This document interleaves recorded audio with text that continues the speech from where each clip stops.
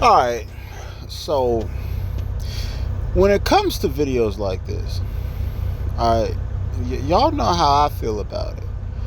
It said, okay, 40 years of USA lack of employment of black men. Are black employers only hiring women and whites? Okay.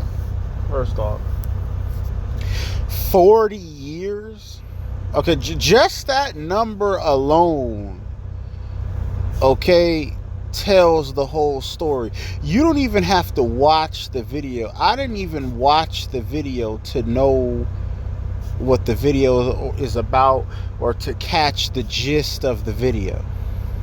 Okay? You don't even have to watch this video. Okay, just that number alone. Okay, 40 years of you. First of all, who's gonna sit around and wait 40 years for a job? That's what I want to know. Who's doing that? Because I don't know anyone. I mean, there may be people out there, but who's gonna sit around and wait 40 years for a job? Okay, at what point do you begin to say to yourself, okay, this is pointless? Okay, at what point do you say to yourself, this is futile? Because y'all know how I feel about it. Okay, y'all know how I feel about it. I would never wait 40 years sitting around for anything. Okay, 40 years, that's half a lifetime. Okay? That's half a lifetime. Okay, and you talking about somebody sitting around waiting 40 years? Okay, 40 years of USA lack of employment of black men. First off, when it comes to employers, what you need to realize is that nobody is entitled to a job offer from an employer. Nobody is. Okay? If an employer decides to hire you, that's at their discretion. Okay? Where they have determined that you have the skills or you have the know-how, or that you're going to bring something to their team, or that you're going to be a good fit for their team as to why they hire you. Okay? And nobody is entitled to anything. So when you say 40 years of USA lack of employment of black men, as if black men are entitled to these jobs that these employers have. Okay?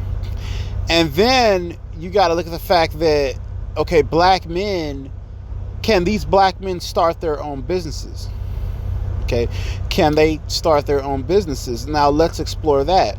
And the answer to that is simple. Yes, they can start their own businesses. Okay, and there are many avenues that they can go into to start their own business. They can get trades, they can get certifications. Okay, they can go to like industrial trades, construction, plumbing, stuff like that, trucking, or they can go into white collar trades like tech and consulting or sales or stuff like that, and they can work from that. Okay, it's not that hard to get an LLC and start your own business and start your get a corporate umbrella, get an LLC, okay, a business license. Okay, of course you come in with a trade or a skill and you go into business for yourself and you fulfill where the demand is needed in the market and you earn your money. Okay, that's not that hard to do. Okay, that's not that hard to do. That's definitely easier than sitting around talking about 40 years of USA. Like, you know what I mean? Like, you know, that's definitely easier than sitting around waiting 40 years for something. And black men with marketable skills are not the ones sitting around complaining like this video does.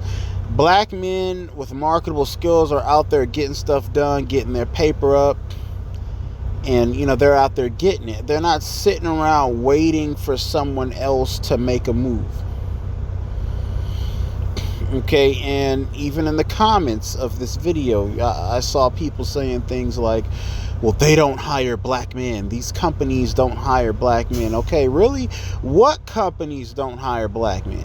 Because when I go out, I see black men working everywhere all the time. When I go into stores, when I go to different companies and stuff, I see black men working all the time. So what companies? Is it certain companies, that, Mr. Research is looking at, that maybe he wants those companies to hire black men, or they're not hiring black men, or maybe he wants to see black men in certain positions and black men are not in those positions? That's one thing. Okay, but to sit there and say 40 years, and then you got to take into account, a lot of brothers work under the table. A lot of brothers don't like Uncle Sam knowing how much money they get.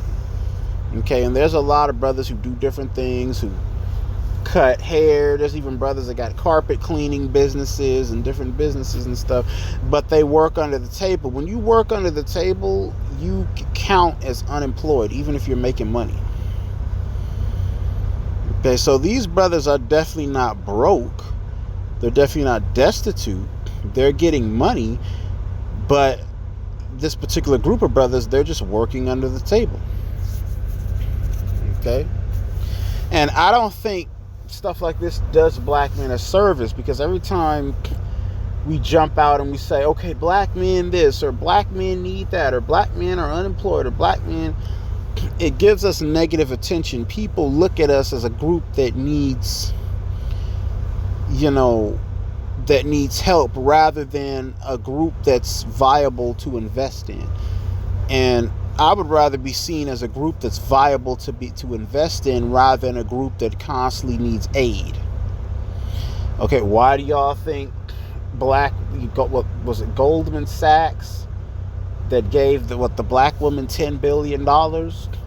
Because in their mind, they've come to the conclusion that black women are worth investing in their mind. They don't look at black women as, oh, we need to help black women. No, hey, let's invest in them. Wouldn't you rather be seen as the person who is seen as viable to invest in, rather than the person who always needs aid? You see what I'm saying? So that's how I look at it. And when you make videos like this, okay, that narrative does not help black men. It sets black men back. It really does. It sets black men back. But anyways, let me know what y'all think about this. I'm going to get off of here. Leave, comment, subscribe. Peace.